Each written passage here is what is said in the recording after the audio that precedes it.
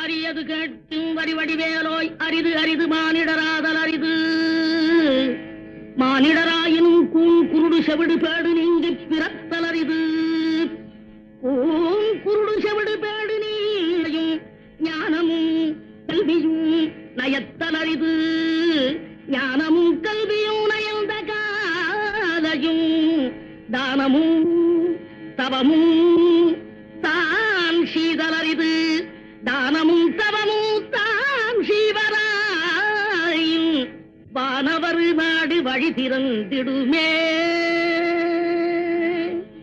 அரியது கேட்டமைக்கு அழகாக தமிழில் விளக்கம் தந்த மூதாட்டியே, கொடியது என்ன?